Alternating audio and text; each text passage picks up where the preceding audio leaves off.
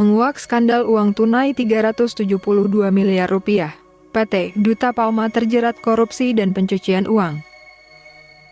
Dalam kasus penyitaan uang tunai sebesar 372 miliar rupiah terkait PT Duta Palma Korporasi, Kejaksaan Agung melalui Direktorat Penyidikan Jaksa Agung Muda Bidang Tindak Pidana Khusus menunjukkan langkah penting dalam menegakkan hukum di sektor perkebunan sawit.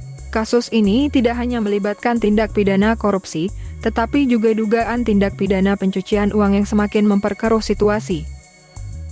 Akar permasalahan, korupsi di sektor perkebunan. PT Duta Palma adalah perusahaan besar yang bergerak di sektor perkebunan kelapa sawit. Industri ini telah lama menjadi sorotan publik, terutama dalam hal kepatuhan terhadap hukum, keberlanjutan, dan dampak lingkungan. Ketika perusahaan sebesar ini tersandung kasus korupsi dan pencucian uang, hal ini memperlihatkan ketidakmampuan sistem untuk mencegah kejahatan kerah putih pada tahap awal. Pengungkapan dana sebesar 372 miliar rupiah dalam penggeledahan menunjukkan skala korupsi yang melibatkan dana publik yang sangat besar. Dugaan bahwa dana tersebut berasal dari hasil tindak pidana membuka banyak pertanyaan. Apakah mekanisme pengawasan dan audit internal perusahaan tidak berfungsi?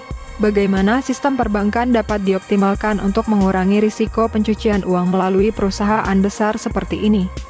Efektivitas penegakan hukum dan transparansi publik.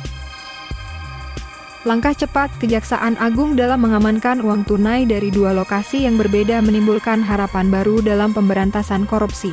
Namun, efektivitas jangka panjang dari tindakan ini perlu dievaluasi. Penyitaan aset adalah satu langkah, tetapi yang lebih penting adalah bagaimana penegak hukum mampu membuktikan tindak pidana asal korupsi dan pencucian uang tersebut. Kasus serupa di masa lalu seringkali berakhir dengan hukuman yang tidak setimpal, yang pada akhirnya mengikis kepercayaan publik terhadap institusi hukum. Selain itu, transparansi proses hukum juga perlu menjadi perhatian utama.